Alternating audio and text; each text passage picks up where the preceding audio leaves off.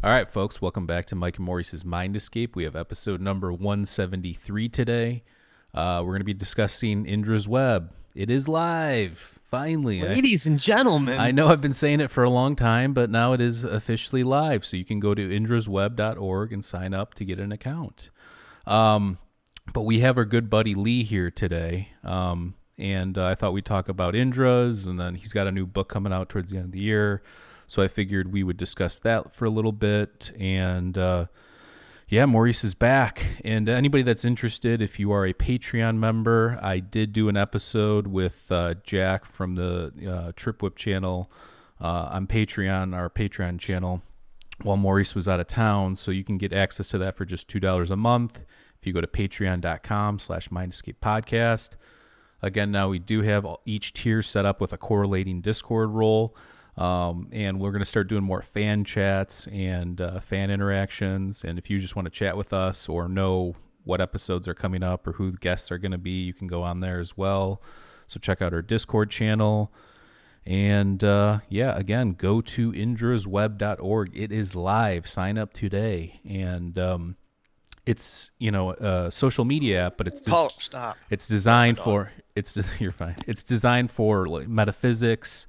If you have a theory regarding, a theory of everything, or a lot of the stuff we talk about on this podcast, ancient civilizations, ancient psychedelic use, entheogens, metaphysical realms, anything like that. This is what it's designed for, so we can bring some credibility to those topics, because it seems like there's a lot of nonsense out there today. So we're trying to create a space where people can talk about these things in a fun and intelligent way. So head on over to indrasweb.org.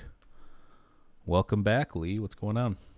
Hey, thanks. Thanks for Long having me back time no on. see. Yeah, you guys are getting up in the numbers for the podcast now, and I keep Oh yeah, keep hearing from people saying great things about you guys. So Thanks. sounds like you beautiful. guys are doing great work.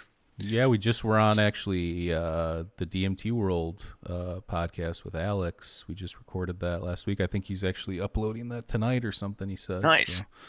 Yeah, that was an interesting one. I've never really been interviewed before. We're always the one interviewing, and it was interesting. It was kind of I almost feel like Fishman in the fish documentary when they're talking about making the documentary about somebody, and it's like it's hard to like indulge in yourself and take the praise, but I guess that's a part of it all.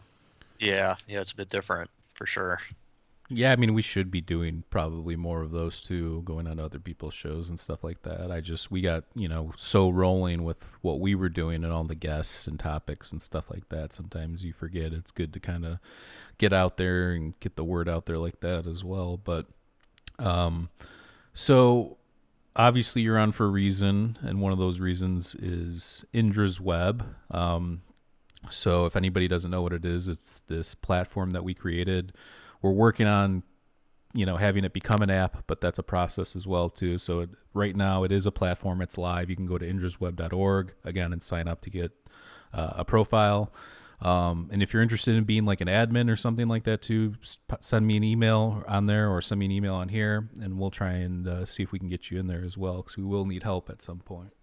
But yeah, so Lee, you messaged me, I don't know, it was probably the beginning of the year last year, and you said you had this kind of blank slate platform and you were busy with a bunch of other things, writing a book and school and all sorts of other stuff. So you said you had, do you have any ideas? And I said, I think that there's this space. It's kind of niche in a way. I mean, not everybody thinks about the mysteries of life and these kinds of things, metaphysics and why we're here, how we're here, do we have purpose?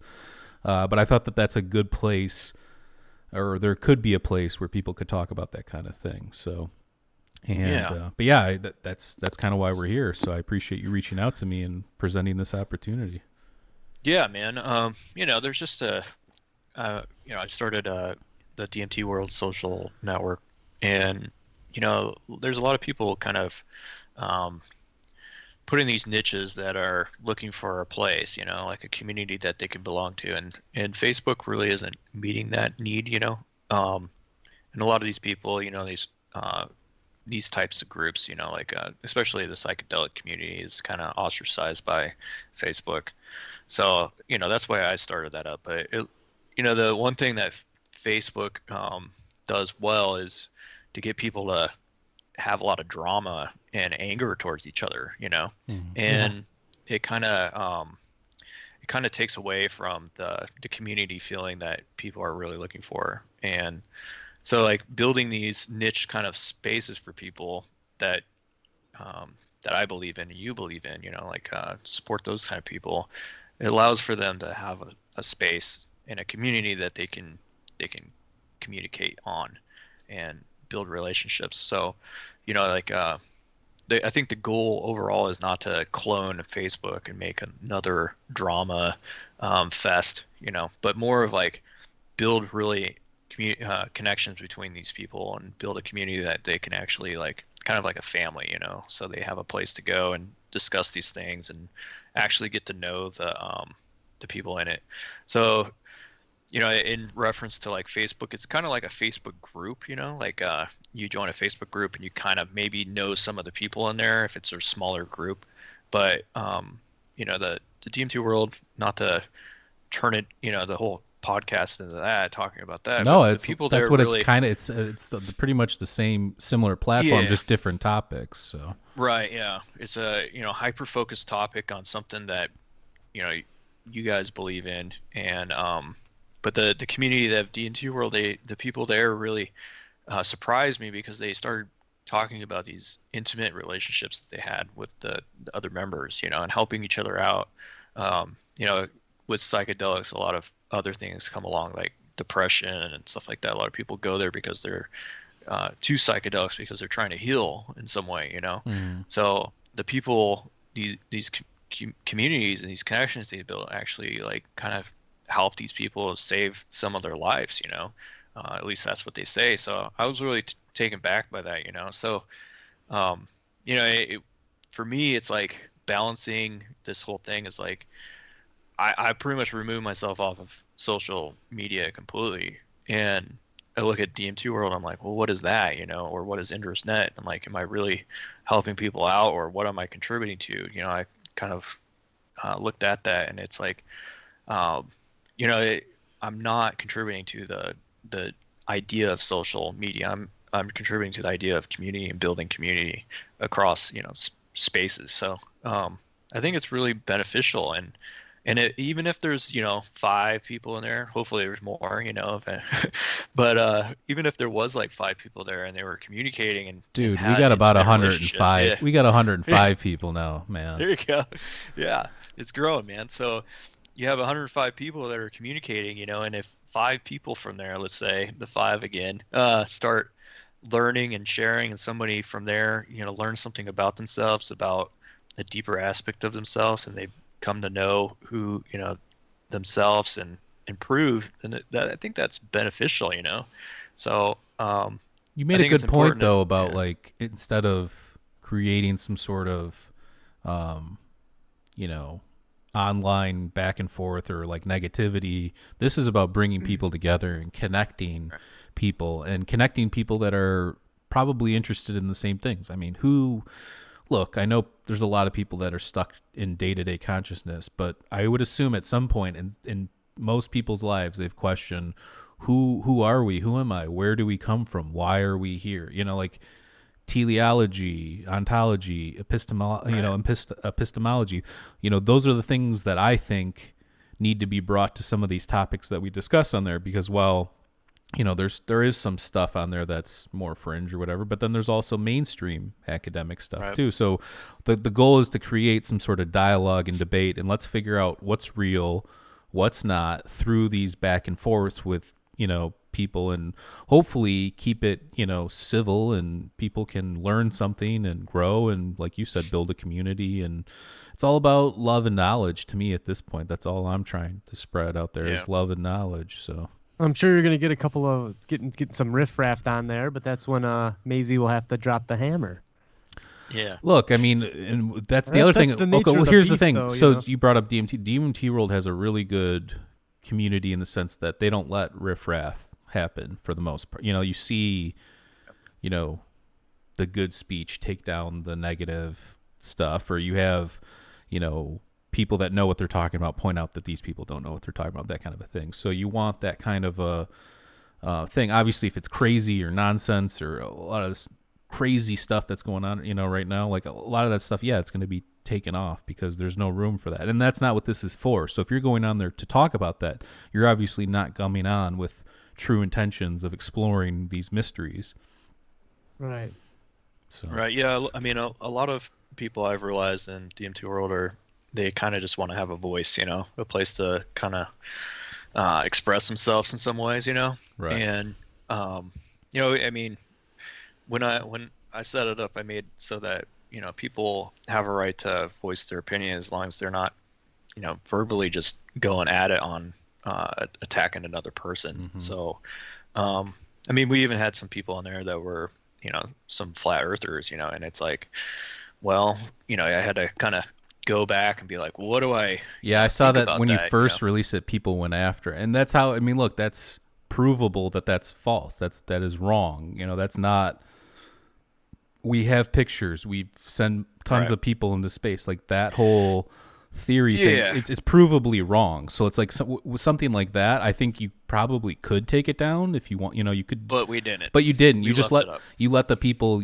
again, point out that this is wrong and why it's wrong, and there's all these ways to disprove that kind of a thing. So yeah, I mean, we allowed them to communicate. Like I'm not. It's not my position to tell somebody that their views are wrong. Right. To be honest with you, it's my position to allow a space of communication and a person to present their evidence if they choose to, and other people can either accept it or deny it, or they can talk about it in a meaningful way, and I think it was really good. Like we had some members that actually messaged us and they're like, you got to get rid of this guy, like he's causing all these problems and stuff like that, just because he was like voicing his opinion, and we looked through all his messages and like not his personal messages, but like his posts, and I was like, yeah, I don't see anything wrong with this. Like, like he's just voicing his views and his side, and I was like, whatever. There's nothing wrong with it other than being wrong. Well, I mean, scientifically being wrong.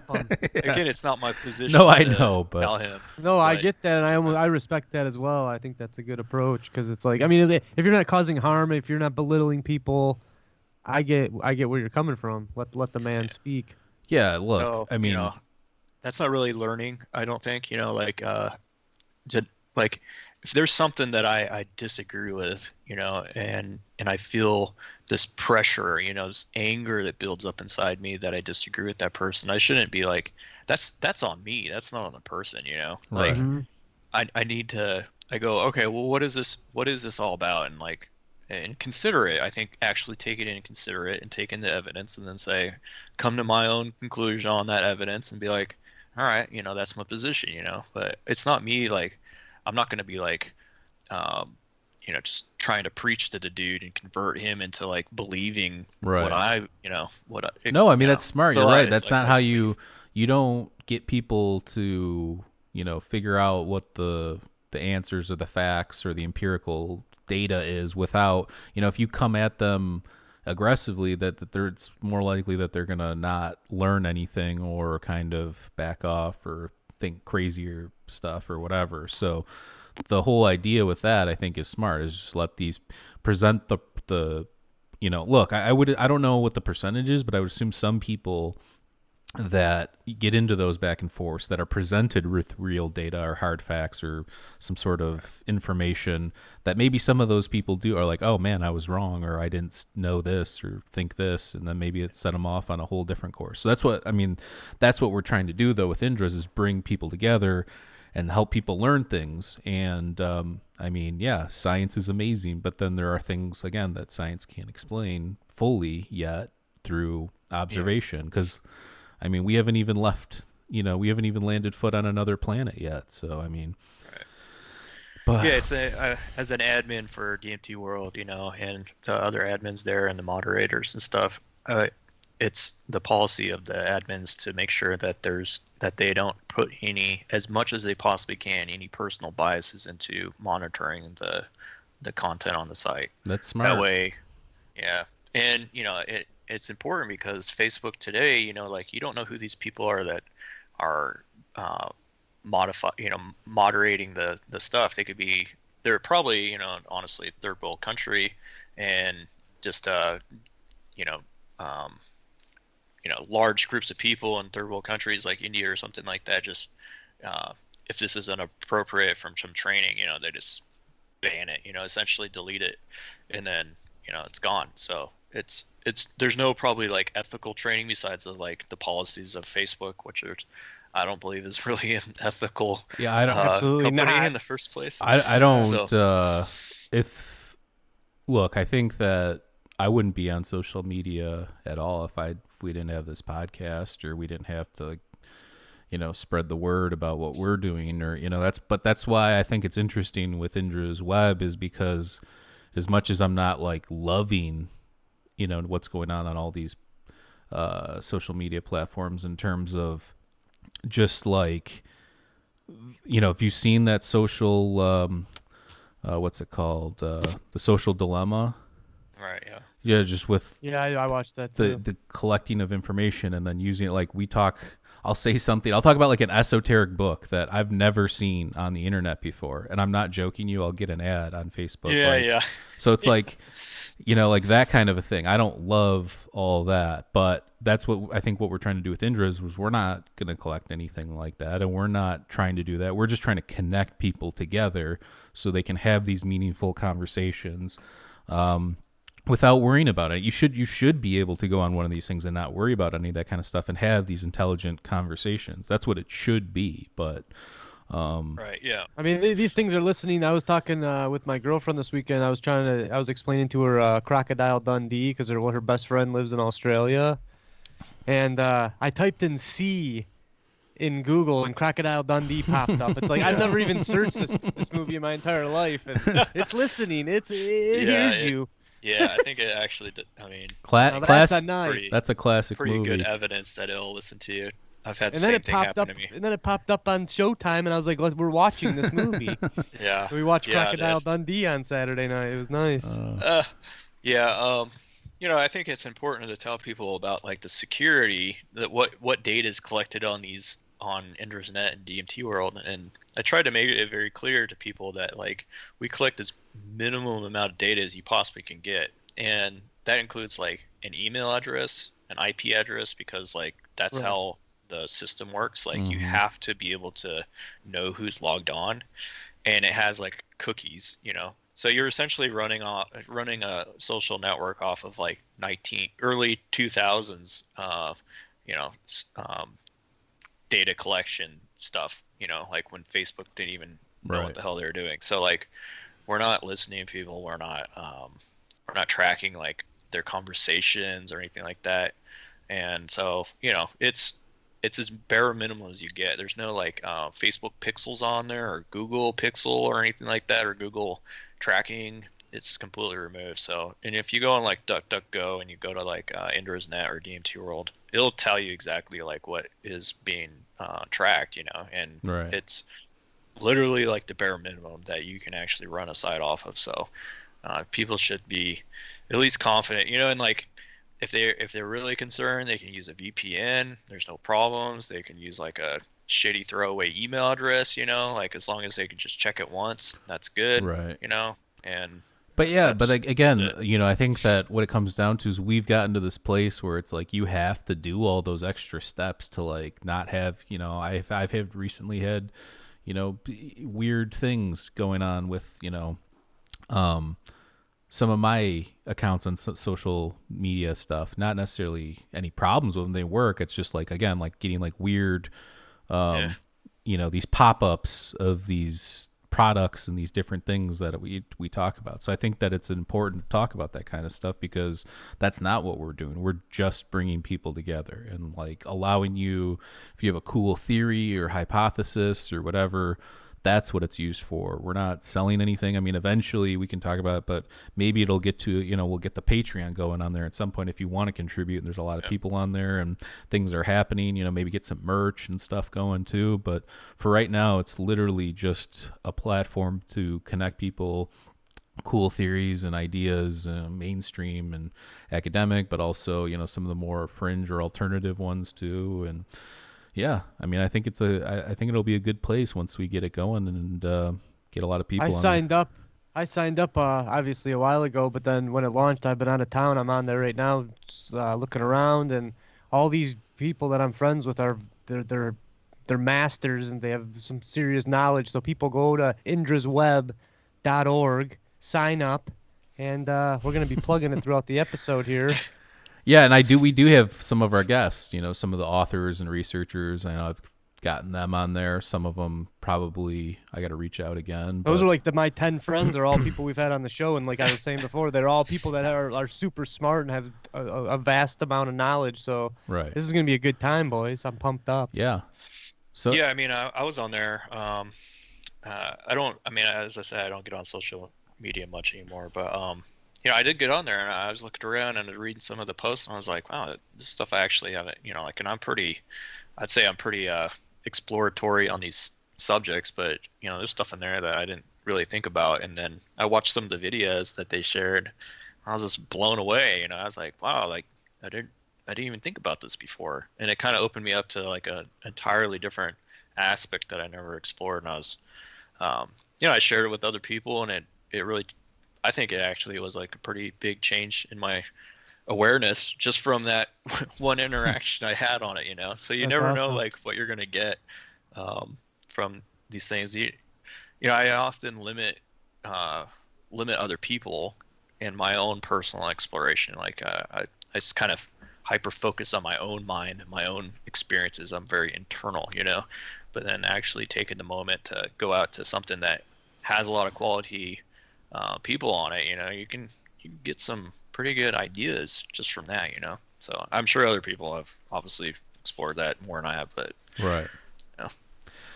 I think you're right though. I mean, I've seen some stuff on there too I haven't seen on anywhere else, and maybe, you know, it'll you know, some people are weird, you know, some people have their own theories or hypotheses or whatever, you know, and there's people I know too that are fully academic, but they do have like outside the box theories, and you know, that's all welcome as well. Maybe this place will allow that to grow more too. Some of those people probably, if you're in academia or science, you probably feel like, you know, some of the more outside the box type thinking ideas are not as welcome, you know, or you'd be whatever mocked or whatever the case may be. Yeah. I mean, I think that's a big thing too, is like sometimes you get wild people, you know, like in these communities, and Sometimes. yeah, and they may be a little bit hard to deal with at first, you know, but what I noticed is people, once they act like that because nobody listened to them, you know, or nobody even gave them the chance to express themselves. So if you give them a little bit of time, they can start chilling out after they spool out all their heat, you know. They chill out a little bit and then they actually have some meaningful shit to say. So yeah, I've noticed that quite a few times with some people, you know. It's just like you know, like Carl Jung, he had a different perspective on the quote unquote crazy people, you know. Like he took them as like, oh, they believe this, you know, they're actually experiencing something. And yeah, he was like, what is this that they're experiencing? And that advanced modern psychology quite a bit, I think, just from having that perspective. There wasn't too much special about Carl Jung, I don't think, besides that, really, is that was the most special part of him, is to be able to step back and say, oh, these people, you know, people that are considered crazy actually have something to say, and maybe they really are experiencing something, and maybe what I should understand what that is, you know. And so if you step back from people that you don't agree with again, you know, and say, instead of just labeling them as insane or crazy or whatever, and you go, what are they saying? They're obviously like really passionate about this and they believe in it. right. Why, you know? And then you start I think people are just scared of doing that, you know. They're scared of like their mind. Well, isn't actually part of agreeing like with them. genius? There is some sort of like, you know, crazy or mania associated with genius, whether it's like prodigy musicians or these, you know, these people that come up with these theories of everything that are, you know, Yeah, you got to be some kind of like nutty. what was that one guy? You know, trying to think of his name, but yeah, like a lot of these people are like quirky. You know, even Einstein, he had some weird sleeping schedule where he would sleep like 4 hours on, 4 hours off. Yeah. All artists have some kind of. It like blurs the lines between dreaming and waking reality. You Yeah, know, yeah. He would hold a rock, right? And when he would drop, he would. some Yeah. is that him or is that who is the? That's- some other people I know do that. Yeah, I might start doing that. I mean, even look at Yeah, you that's know, a To good write idea. some It's music. good I'm not joking, man. That's look at whenever you know I wake up. Dali. I You know, write you look some at Dali's stuff. artwork, and you'd say, "Oh, this guy does psychedelics," but he made a quote. He never did psychedelics because he is psychedelics. You know, like Psychedelics, that's. yeah. You know, it's stuff like that. Like that's the kind of stuff. I think that's progressed humanity, that kind of thinking. And like, yeah, you know, you might have some other things going on, but who doesn't? You know, I don't know anybody that doesn't Right. have some sort of anxiety or social or some sort of disorder in this modern day. So, but yeah, if you have somebody like that, you know, even like a Steve Jobs, you know, I think that he was obviously in tune with like Eastern philosophy and had done LSD and it was visionary with that kind of stuff. And he might not have been on the technical necessarily standpoints of those things, but like just the visionary aspects of those things, like what this could be or where we could go kind of a thing. And I think that hopefully that's what Indra's Web promotes, is that kind of stuff. Maybe there's more of these gem thinkers out there that are just not, they don't have a place to talk about these things, or maybe this will help some of those people that are borderline like that kind of get in the game. So Yeah, definitely, dude. I think I was that's just a gonna great say, idea. you know, Jim Carrey was going to counseling, and he was very worried about getting the help, and he was asking his counselors, like, if I continue on this path, am I gonna lose my funny? And they're like, yeah, you might, and he instantly stopped going. So I just wanted to, you know, everybody has some kind of quirk or something, and that I sometimes I curse the fact because I have bad anxiety, and I'm like, why am I like this? But then I realize if I didn't have that, then maybe I wouldn't be creative. So it's like a give and take type of thing. Yeah, definitely. Yeah, I think you know, I think a lot of people today just think something's wrong with them, you know, especially in the ones that are kind of deep thinkers. You know, they're like, I don't really fit in, and you know, like nobody really can have a conversation with me, so something obviously is wrong with me because I'm not hyper focused on entertainment all the time and things like that. Well, if or you're not sports, talking man, about, yeah, that's all that exactly. shit. If you're not talking about the latest like- score, if you say, you know, like, where did we come from? You know, like, you know, is there a purpose to life? People, I mean, Yeah, they don't like that. you for can't have a some meaning reason. conversation, even if it's people you know, for the most part. I mean, that's what I'm saying. It's like there needs to be a place for, again, these greatest questions, because it's like we're living, breathing magic right here, right now. Why is this happening, kind of a thing? And Yeah. these are the things that I like to discuss, and I know you do too. So I think that you're right. There needs to be a space for it. Yeah. I mean, I spent most of my life kind of hiding, you know, and trying to blend into people that are quote unquote normal, you know, instead of having like deep conversations with people or like talking about dreams or anything like that, you know, just be like, people are interested in that, so I'm just going to pretend to be somebody else. You know, it's almost like Dexter almost, you know, if you watch that show, he's just always constantly on his toes trying to blend in with people, you know. And I think, you know, referring to the show, I think people resonate with Dexter because they feel that too. You know, they're not psychopaths, you know, you know, trying to kill people, but they're, in a sense, they're trying to be a chameleon, you know. When I was in school, I called myself the failed chameleon because I'm constantly trying to blend in with people, but I fail a lot of the time, and I feel And do you think it is? awkward, you know. Do you think it's because of, like, you mentioned, like, you know, if you don't pay attention to like the latest sports and the latest songs, you know, or the more recent, you know, like whatever the buzz is in pop culture kind of a thing, I feel like that's all people want to talk about. But do you think that that's a default? I've lost that connection. Well, do you think I that's have this default funny though? theory. Do you think that that's how we try, because we know that like most people know about that, so that way that's why people start talking about it? Or do you think it's that people are so like ingrained with the technology and all the entertainment that that's all they really know at this point? I have a funny theory about the whole sports thing. It's like, because, you know, I tried to like figure it out and just like thinking about it, and I came to hate this it weird- now. I get mad about it almost, man. I'll came tell to you a this- story in a second here. Yeah, came to this weird conclusion that actually nobody likes sports, and they're just like everybody's pretending to like it, and then they like at a point, like you grow up and you're like, I really don't actually like sports, but I'll pretend, to fit in with everybody.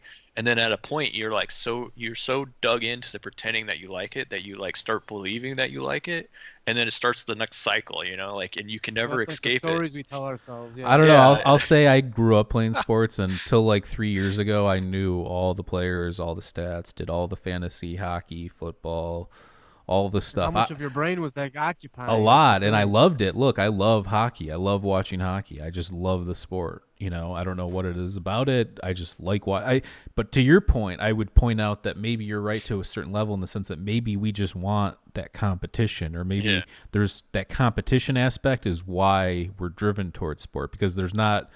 We're evolved, so we no longer have to compete for food or this or that. I mean, for the most part. Yeah. I mean, obviously, life is competitive in a sense, but I think a larger portion of people don't actually like sports. They fake it, and it's like they're scared to tell other people that they don't like it. Gotcha. That And makes it's sense. the same with other social things. It's like if we were like brutally honest with each other, like when we go hang out with our friends or whatever, and we had a conversation, I think more people would be like, yeah, actually, I'm just faking all this stuff, like they really don't, I don't not just understand it. Why, sports, what's but the other point? things too, they're like, yeah, I'm not into, whatever we've been talking about for the last 20 years, it's like, all right, they probably like the more people I'm, now that I'm separated from like the military and stuff, and I can actually like, and I stopped giving a shit essentially what I talk about with people. I'm like, yeah, I believe in this or whatever. And the more people I'm with that, that I would think that they would be like kind of opposed to it. They just open up and they're like, yeah, dude, I've been thinking about the same thing. I'm really into that shit too. And it's Right. like, I never knew that about them this whole entire time. It's like I didn't know that person. They just knew like a persona, and I just knew a persona of them, and we've been just like circling each other with these fake personas for the last 20 years. It's like, crap, man. Like we wasted all that time just playing pretend. Yeah, when you're younger, you do that a lot. Go ahead, I was Maurice. gonna say It that was was a big turning Maurice's point story. when I was that was a big turning point Cut when I him was a off. kid. Cut off. Go ahead. Anyways, When we were in high school, it's like you try and get, that's like the big time of your life where everybody follows the trend. There's a shoe that everybody gets, and you don't want to be left behind, so you want to get that shoe and this and that. But me and Michael actually, that's when we started really getting into music, and I just said, I'm gonna be myself, and I think Michael took the same approach. And we go to parties, everybody's listening to rap and everything. Some people might like it, some people probably just were going along with it. We were putting on Fish albums or Grateful Dead or like jazz and stuff like that, and people, we really believed in it. And then I think that kids, especially when they see that you're fully invested in something and you're not a poser, they will react to you. And everybody kind of just respected us. Like they didn't put us down for it. How do you feel about that, Mike? No, that's a good point. We were into like a lot of the jam band stuff. We started a jam band in high school. And I think that you're right. A lot of the music was like pop. At the time it was like Britney Spears and Christina Aguilera and all that kind of stuff. And we were like, well, this is real music, or at least this is what musicians, are into, like other people. Mm-hmm. Like if you're a musician and you know how to like improv and stuff, you want to be in like a jam band or like a jazz band or something that improvs, because it's like carte blanche for you as a musician to go up there and, do your thing, So I think that you're right on that level. People saw that about what we were,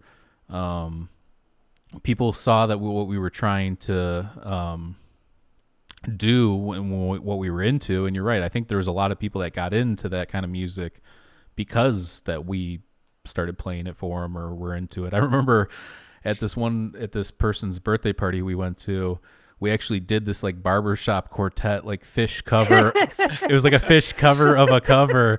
We did like a barbershop quartet, like version Hello, My Baby. of Hello My Baby. It was pretty, or whatever the name of that song. yeah. But That's good stuff. are you hard lined in, Maurice? You're getting a little crunchy over there. Oh, I'm hard, all right. All right. getting pixelated.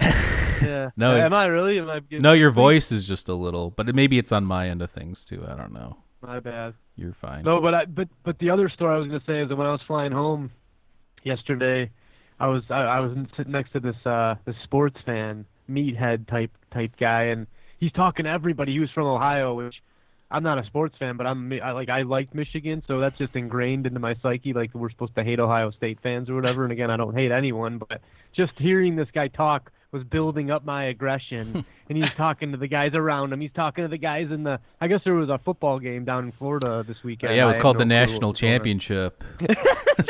See, that shows you how much off the grid I am. Baby. Alabama love beat that Ohio thing. State pretty handedly. But beautiful, beautiful. So his team got crushed, and obviously he was out for some kind of redemption. But yeah, I just hear him talking behind me to this guy, and it's like, what are you even doing, man? You know how many mysteries of life? Like, but I think people like to get encapsulated. Like, I mean, I get it. It's like the video game life where playing a video game isn't really going to do anything for your life, but maybe it does help you unwind. Maybe it does help you take your mind off things, which in that regard, it's fine because it's a release to a degree.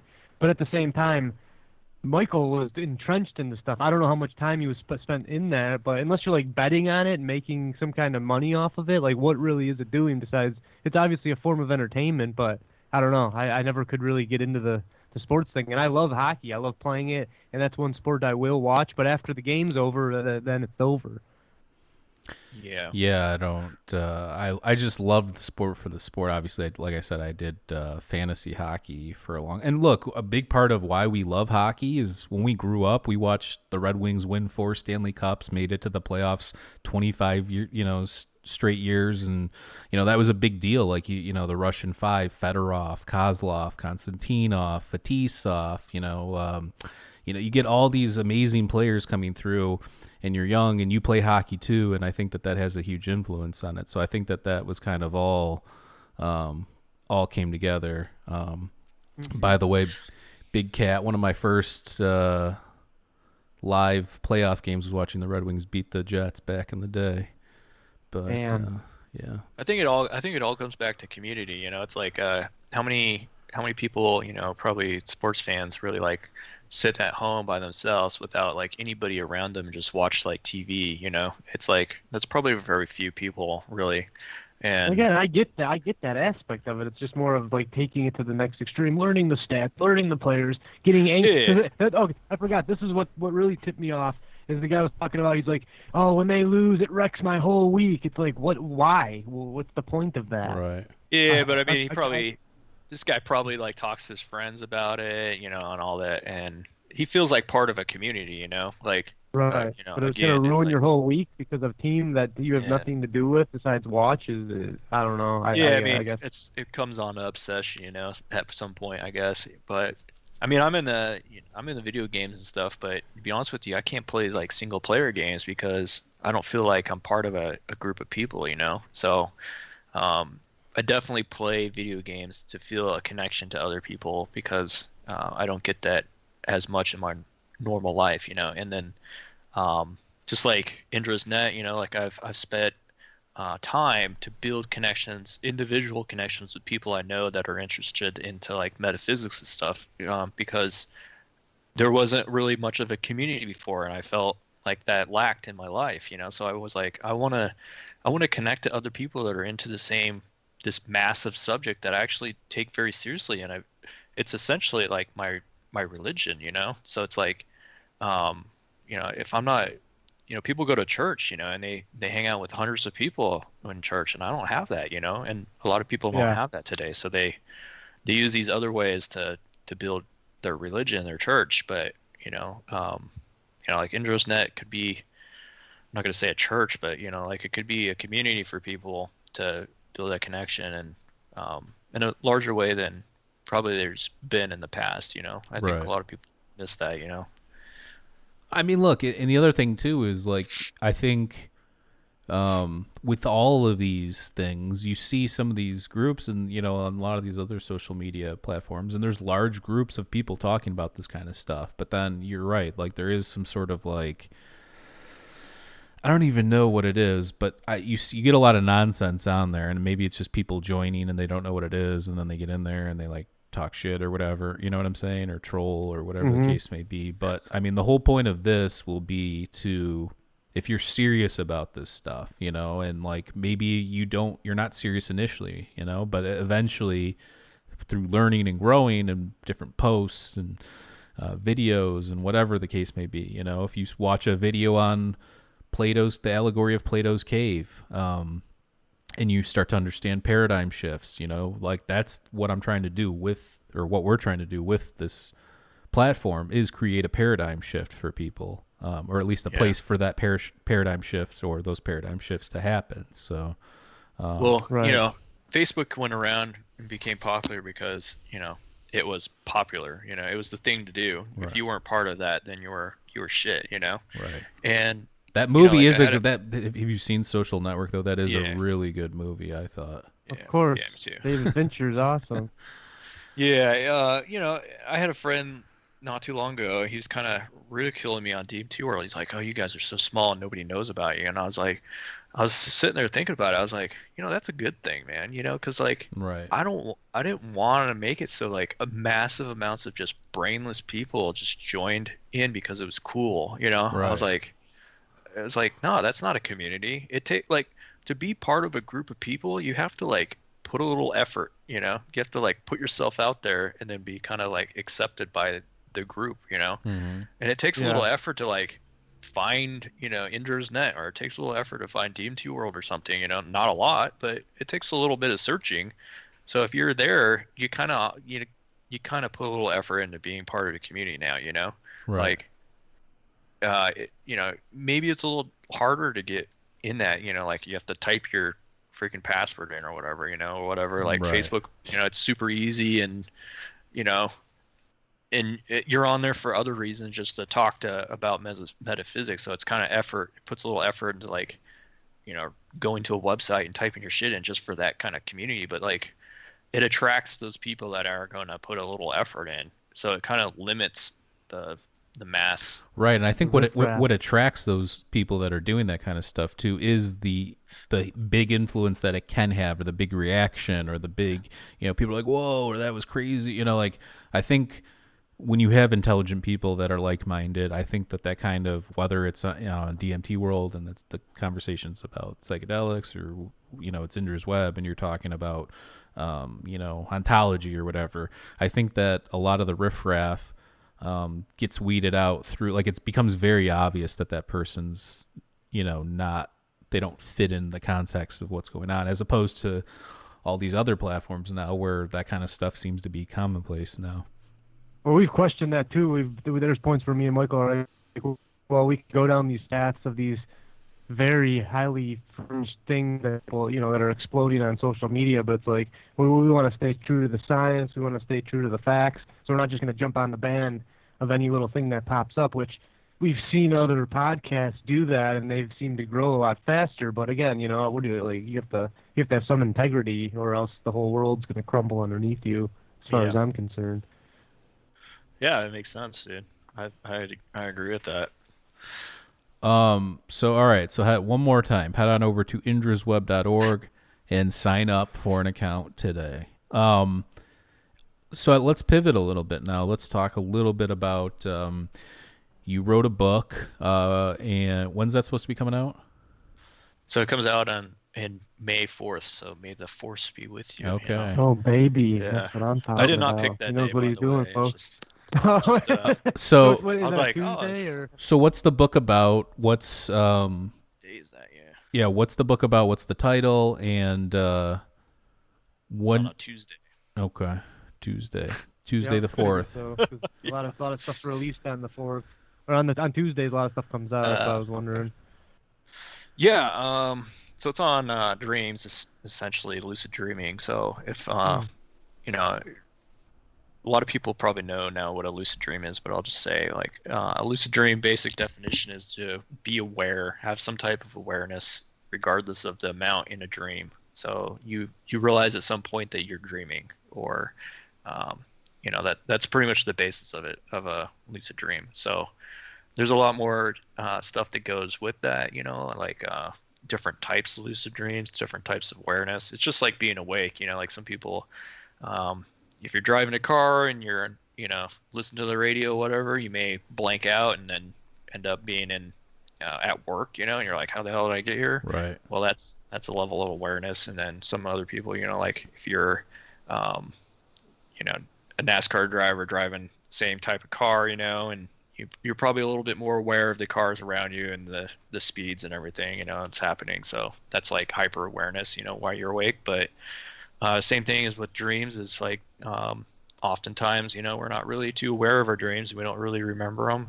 And then in some instances, for people, probably once in their life at least, they've come to the point they're like, yeah, I just suddenly started noticing that I was in a dream maybe, or something was happening around me, and I thought, well, that was weird, Right. And you could be considered, having some aspect of lucid dream, even if you're becoming lucid if you're like, oh, what the hell's going on, and you're in a dream and you woke up and you're like, wow, yeah, I kind of realized, something was out of place or something like that. So essentially a book kind of talks about how to do that. It talks about why you would want to do that in the first place, how to do it.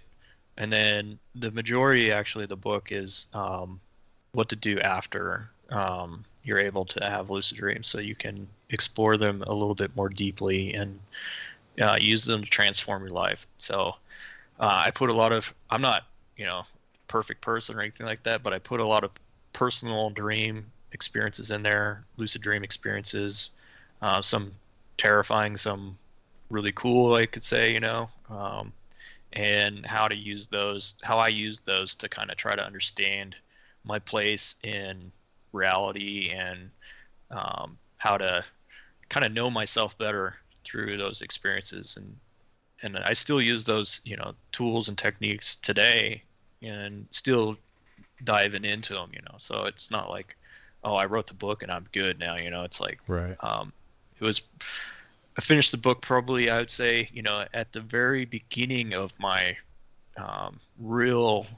some real growth that took place after the book. So, I think the book is a good starting place for people to start asking questions, and not an end all. It's not a book that's like, okay, I'm an expert, this is how you do it. It's like, I know how to do it, and this is what I'm doing with it, and it can do this for you if you do that. But it's not like it's done. There's no Right. done.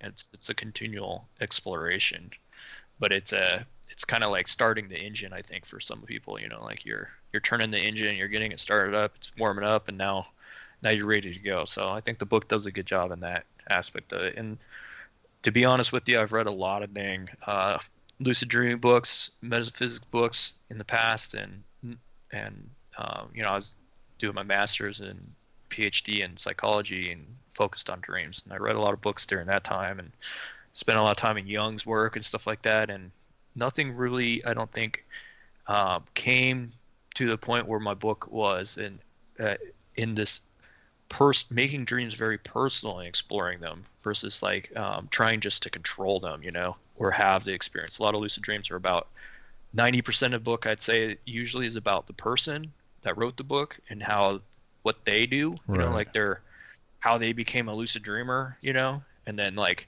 10% is like maybe 5% is actually how to do it, and then like the rest of it's like whatever, I don't know, trash. But so I really got actually kind of pissed off when I was writing my book. I was like, people need like a book that's not about the freaking author, like. Right. So I left a lot of that out. If you can read it in the introduction, my life, story, whatever. I keep summarizing in like, I think like 5 pages or something like that. So Yeah. the rest of the books, it's not about that. So I think we had you on one of the first times we had you on. You described how you had like bad sleep paralysis and how you kind of overcame that. Do you think that lucid dreaming and sleep paralysis have some sort of connection, or do you think that they're two completely different mechanisms? No, they're the same. Yeah. Okay. I mean, a lot of people use sleep paralysis to enter into a lucid dream because it's a normal process that your body goes through. Right. So like the process kind of starts out with you getting tired, and then you enter. This is a normal, you just don't remember it and you're not aware of it during the time. Right. It's like you enter into sleep paralysis, and then you have hypnagogia, which is like the mix between dreaming and waking, and then you have then you're in dreams, state. And then you come in and out. You come in and out of phase, throughout the night. You have multiple dreams, and you come out of it. You wake up, and then you go back to sleep. So that's normal. But a lot of people if you bring awareness into the phases of transferring into sleep and dreaming, then you'll experience sleep paralysis and hypnagogia and all that stuff. So you can't separate the two really.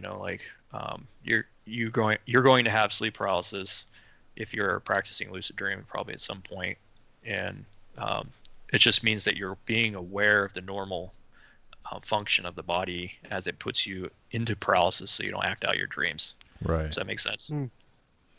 Yeah, that's an interesting. It's just weird to think about too. I've told you I've had it a couple times, very light, where it's just like white light over, like overtakes you, and then like I felt like I was getting sucked back into the couch, kind of like pulled back, and the more I tried to fight it, the more like it's almost like when your leg falls asleep, but it kind of feels like that on your whole body. You know what I'm saying? Yeah. Everyone has it differently, like there's not everybody has it differently. There's common features throughout it, but for instance, I don't have white light kind of thing. And I still have sleep paralysis. This was during the day though, and I was like just sitting on the couch. I don't know. Maybe I didn't get much sleep the night before or something like that. Probably. But you essentially performed a wake back to bed, which is like you wake up and then you kind of wake yourself up enough that you're not tired anymore, and then you allow yourself to go back to sleep quickly, and then your brain is awake, so you think that you're actually still like just trying to stay awake, but then you trick your body to essentially fall asleep while you're consciously aware still, and then you enter in a lucid state, and sometimes you'll go through sleep paralysis if you don't like black out, like a normal person that goes to sleep, they blank out as they're falling asleep. Like you don't remember. Like a good experiment is like try to remember the point you fall asleep tomorrow, like when you wake up, be like, okay, I'm trying to remember the point that I actually fell asleep and then I was in a dream, Right. And it's like not possible to do because you blank out. You like your brain like shuts down. You can't remember shit. And then suddenly you're in a dream, and then you wake up the next day. You're like, I can't actually remember the point that I actually fell asleep. Yeah. But if you practice that enough, you actually don't fall asleep.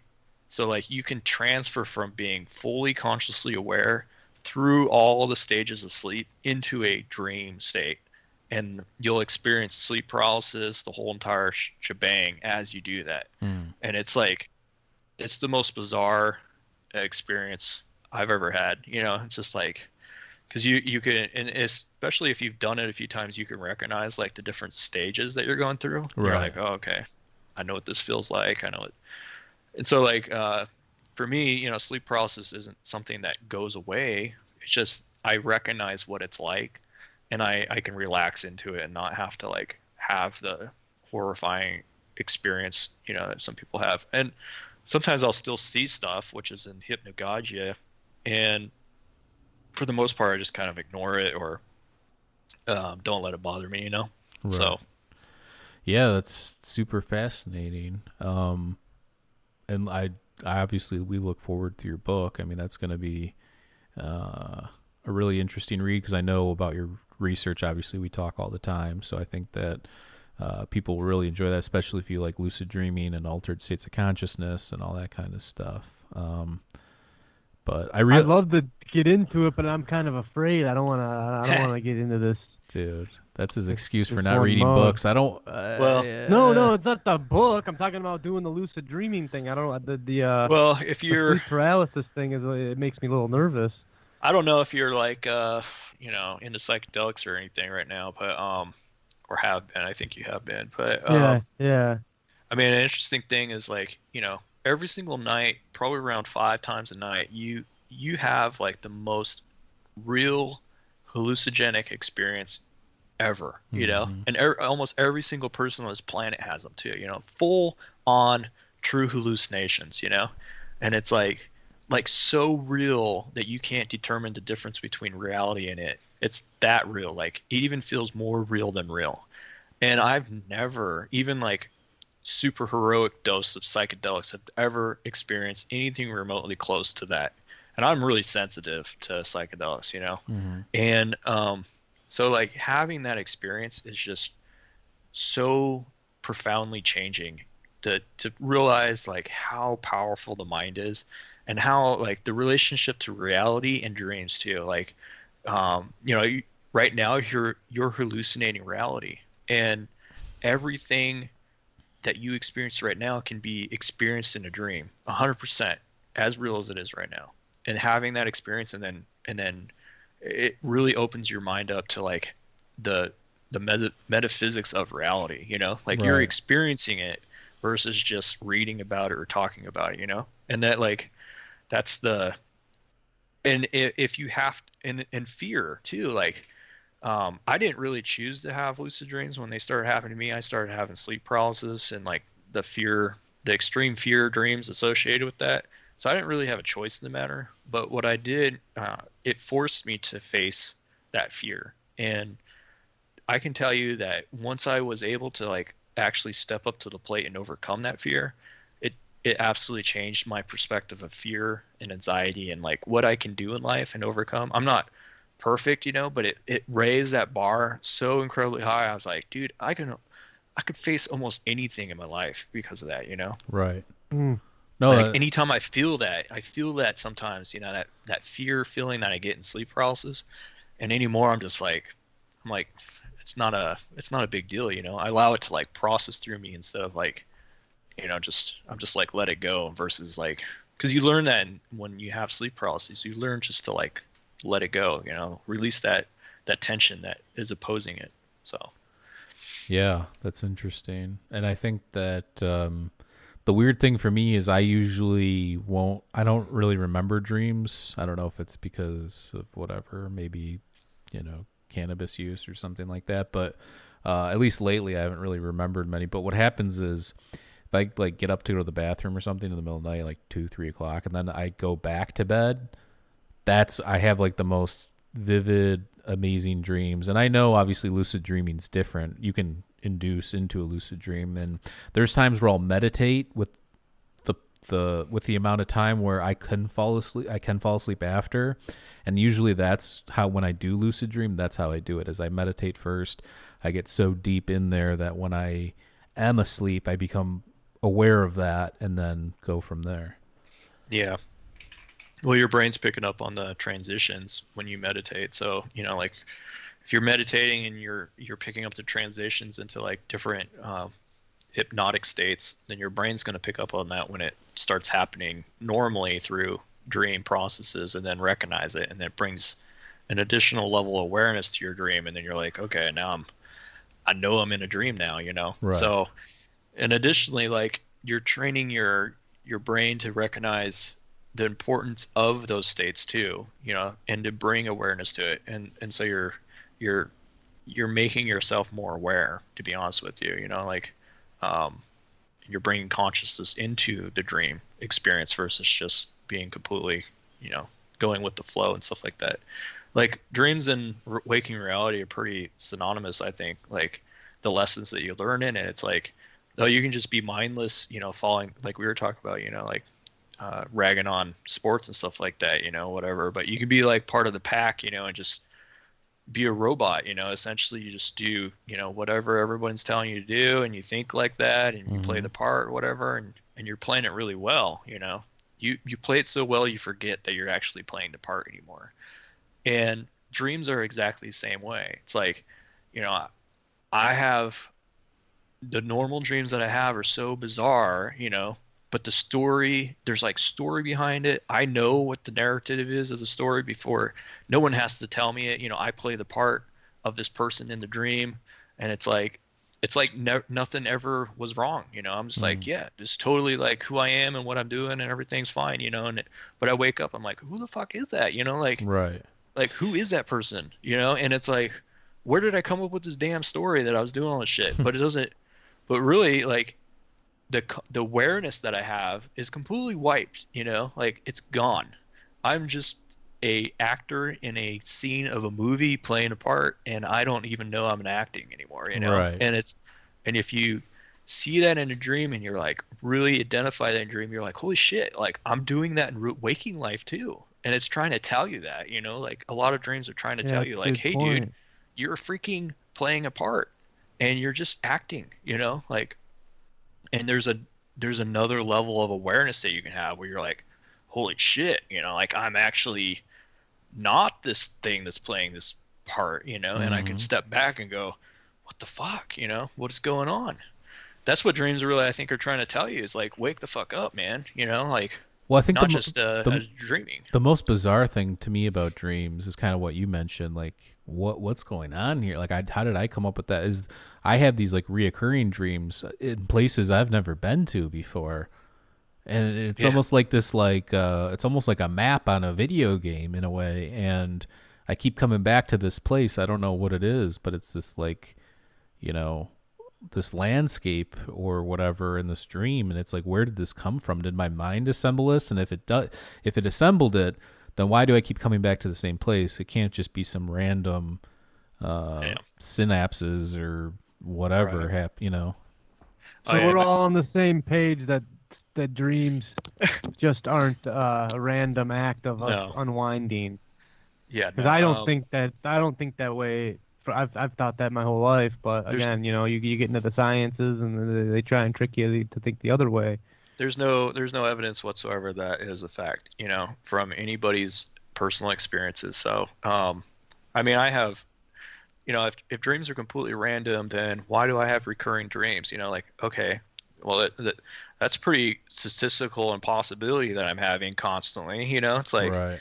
thanks, you know, I don't think that holds up with any type of stats whatsoever, you know, and Hmm. like I have dreams where the narration of the story continually grows, you know, like for years. So like I have dreams where I'm like, I've remembered what I've done in the previous points of the dream, and I'm continually on past where it left off. You know, like it's like years now that there's like a narrative that's being generated in the dream. You know, Right. so and it's like, okay, I have to I recall in the dream the previous dreams that I've had like years ago, you know, and all this time, and I'm like living additional life in there that makes no sense, you know. But I'm like, it's not, there's memory involved, you know, like it's not random. These people that think that dreams are random are insane, dude. They're literally crazy. Well, I think one It almost good seems like an easy way out. You know, it's just the Eh, easy answer. they just don't want to talk about them, you know. I think something that's really, if you are interested in the science of it but has some good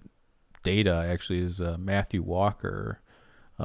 He's been on like Joe Rogan and stuff, and he is like more of Yeah. an empiricist and materialist. But I think that if you're looking to get into good sleep patterns and like know about like what's good for your brain, what's not good for your brain, that kind of stuff, Yeah. he's an excellent source for that kind of stuff. So Yeah.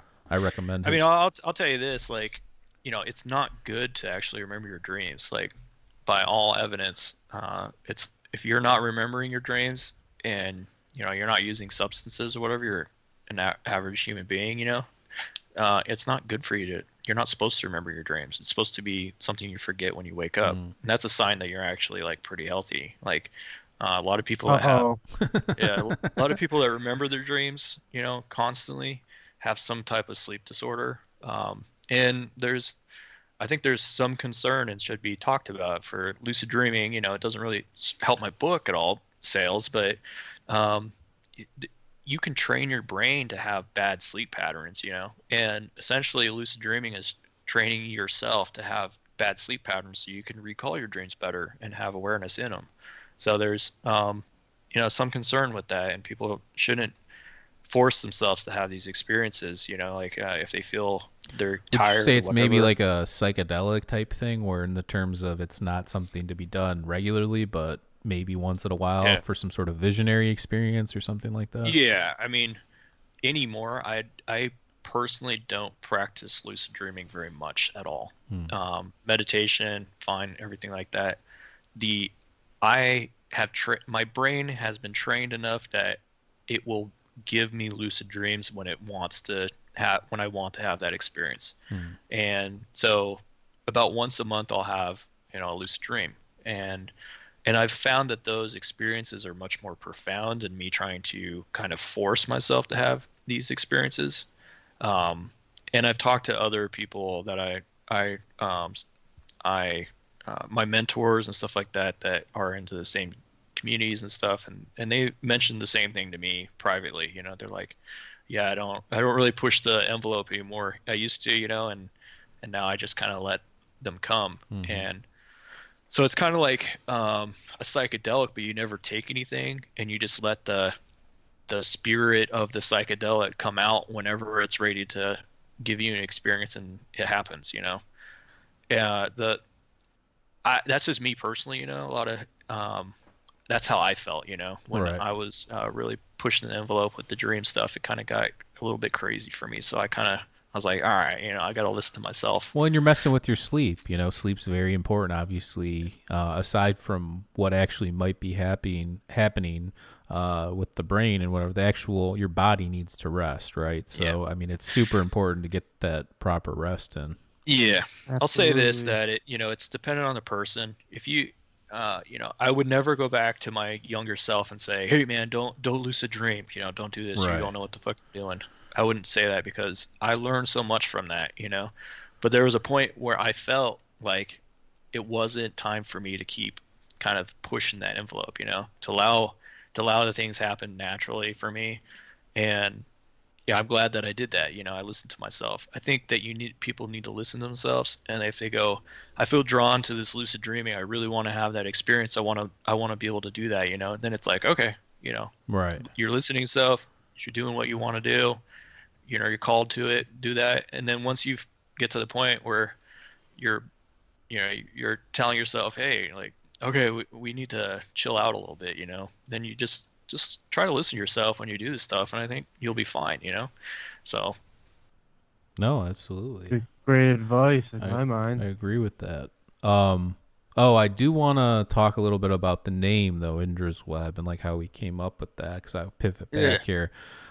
So when you and I first, we actually came up with a different name first. It was called Alternative Mind, and between that and this like montage video you made with all these like news yeah, TVs in the background, I'm like, this is going to get misused by some crazy, crazy people, and this is going to get us into some trouble. So, actually, and we were still going to go forward maybe with it because we thought maybe, but then with like the state of everything that's going on and all the craziness, you even came to me and you're like, yeah, let's change the name. So, we started to brainstorm again, and I actually may or may not have taken a light dose of psilocybin one, night. And I had this. So, I mean, obviously, we've talked about the Vedas and, Vedic, ancient Vedas and stuff like that. So, the idea, the metaphor of Indra's net, this idea that there's this net. Indra is a god found in ancient Hindu and Buddhist, teachings, and I think is the Atharva Veda, I believe it's in, or the earliest mention of it. And it's this metaphor for kind of like the universe, or that there's everything's being connected with these strings or whatever, and then you've got these beads or these jewels or pearls. There's different, obviously, variations of this metaphor, and they reflect off of one another, connecting it. And then some physicists have used it as a metaphor for our universe. And if you look at like these super zoomed out pictures of the universe, they almost look like neural connections or brain activity kind of a thing. And then that got me thinking. And then also there's this Alan Watt thing, where he talks about Indra's being a spider web. And obviously we're on the internet, the web. So I thought that would be the perfect name for it.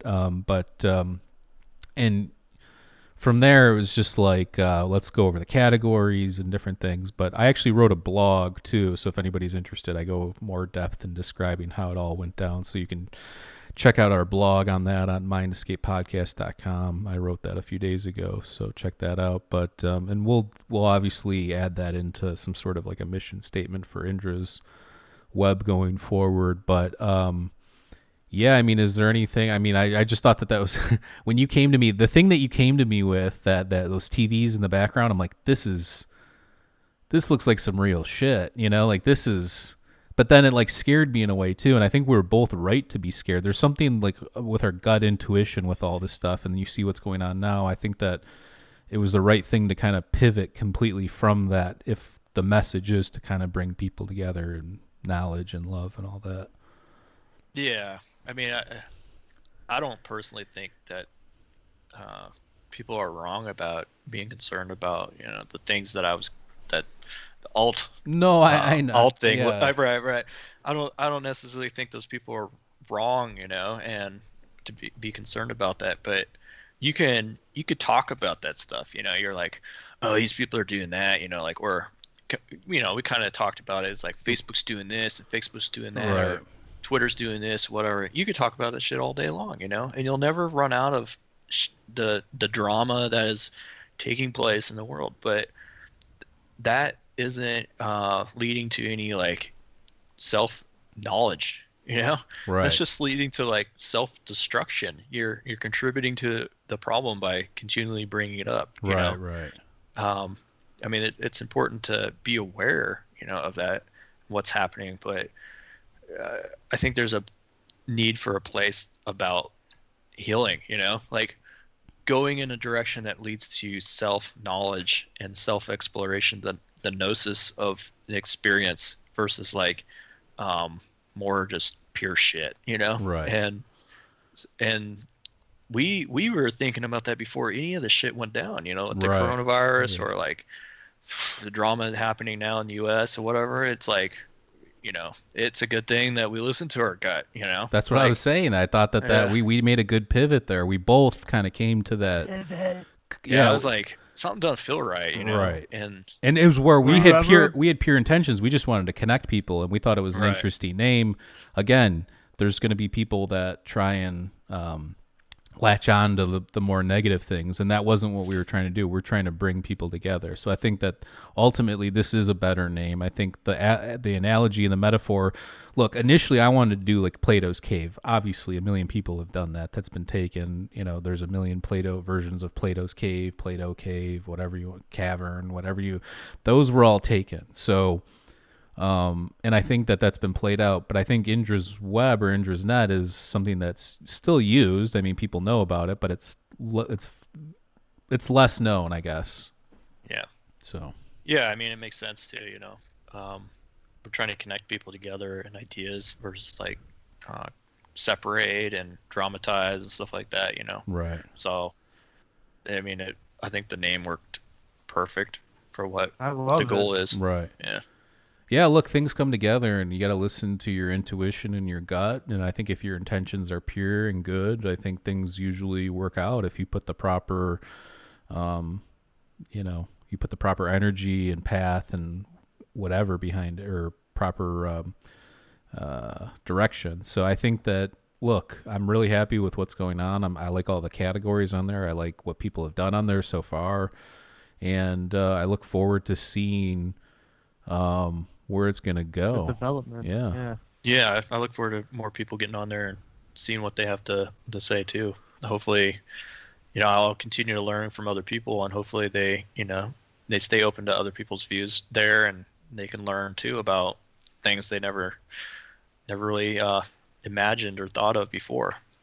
Yeah, and a lot of people just don't know that some of these things are out there. Even science stuff, you know, like science itself is very compartmentalized. So I'm sure that, you know, I've even talked to like certain geologists about certain things and theories and different things, and different people on different platforms, Reddit and whatever. And some of these people are so focused on just what they're doing and their scientific method of their experiments or their thought process or whatever, that they don't even pay attention to anything else. And I think that if there was more, you know, cross category or like more of like polymath type thinking, you know, I think that we can kind of get this show back on the road and get some of this visionary thinking. Because I think that this slow crawl of advancement is good.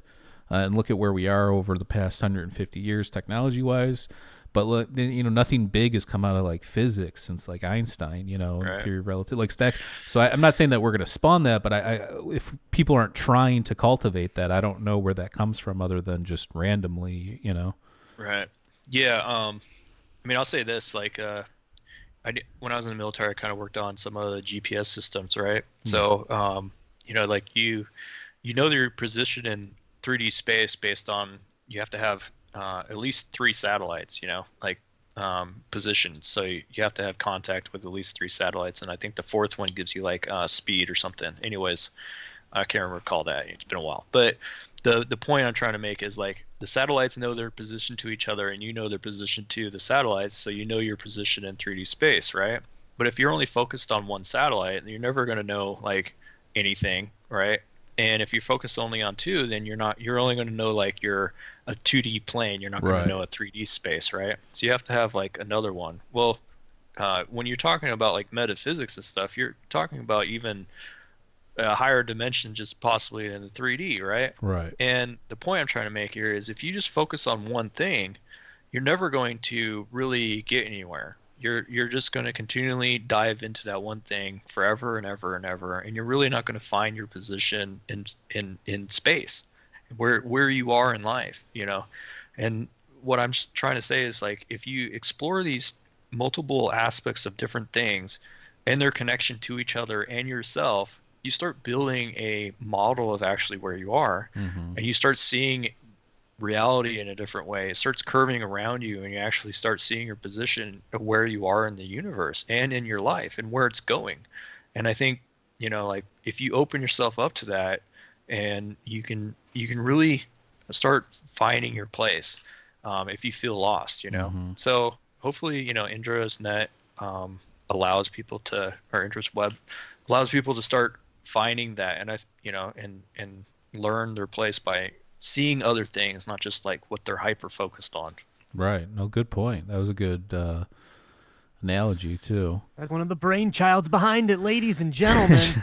Mr. DMT World, Mr. Indra's Web. No, it's sick. I mean, someone was talking in the, I think it was Sandy was asking about the App Store, and I think this thing only just it has all the room to grow and expand, and I'm very pumped up about it. Yeah, hopefully we can get on the App Store here shortly. And if for some weird reason we get banned, there's other ways of getting I mean, this the is app on your phone. So yeah. I mean, look, I'll lose DMT World's on there, so I think that talking about Yeah. ancient civilizations and metaphysics probably isn't. yeah, you're probably okay for now. Yeah, So yeah. Unless they have a problem with You not. never know, bro. Unless they have a problem there's with. always Yeah, there's always ways around shit. So Right. But nothing to worry about. oh, there. also I'm wearing one, but we still have T-shirts available too for anybody that's interested. Just send me an email. We'll figure it out. I'm gonna work on getting Right on. something on our Patreon too. So maybe for the higher end tiers, if you are a patron for a certain amount of time, you'll get some gear or something like that. But Might have to get one of those myself. yeah, we'll we'll send you we'll one, send you man. one. Yeah, don't even worry about it. You're the co-creator of Indra's Web. Yeah. .org. So do you have another like 15, 20 minutes? Do you want to do a Patreon Yeah, with yeah. us? Sure, yeah. All right, let's do a Patreon. So we're going to wrap it up here. What's the title of your book again, and when does it release? The title of the book is Visionary Guide to Lucid Dreaming.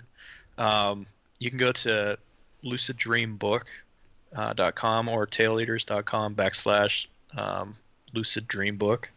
And also you can go to just type in Visionary Guide to Lucid Dreaming, and it'll pop up. It's pre-sale on Amazon and through the publisher and everything. If you order off my website, did you go through Inner Tradition? Are you Inner Traditions? yeah. Nice. Yeah. If Shout out you go to to the Inner Tradition websites, you can find their shit. You can find the book there, and they're a good publisher. That's why I went with them. They do a really good job. They have great authors on there. They publish a lot of the psychedelic books, a lot of the yeah. metaphysics, ancient mysteries. I mean, a lot of the researchers and authors we have on Might are. be the single-handed proponent of the mind escape themselves.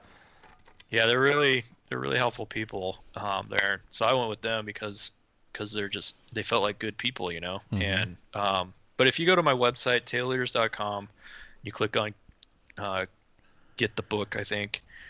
You can pre-order through my website, and you get a signed copy if that matters to you. And you can also get like a necklace that I made specifically for the book, so it's kind of cool token of my appreciation for helping me out. That's a Support nice my stuff. touch. I like that.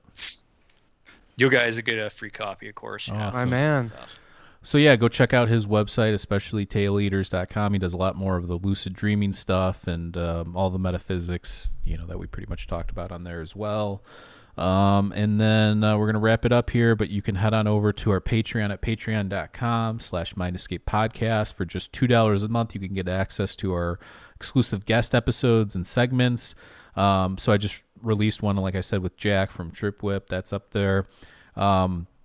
So for $10, though, we did do our first secret episode. So I know, it might be a little steep for some people right now, but if you are a fan of the show and you do like what we do, I think these secret episodes is going to be a game changer. And the first one we did was with Martin from the Alchemical Mind, and it was a really fun, interesting conversation, a kind of a different side of us than we normally present out there. So check that out. And we're on Discord. So if you want to chat or you want to know what's coming up, head on over to our Discord. The link's down below. And one more time, indrasweb.org is live. Go sign up right now. indrasweb.org, the social media network for open minds. So we appreciate it. We love everybody. Thank you, Lee, for joining us. And we're going to do a Patreon with him. So again, $2 a month will get you access to most of our content on there. That's, but we do have the secret episodes for $10. And we do have some other stuff, some other tiers. So check that out as well. So, or you can just go to mindscapepodcast.com and make it easy on yourself. Yep. So, all right. We love everybody. Stay safe out there, and we'll catch you next time. Love you. Peace. Cheers.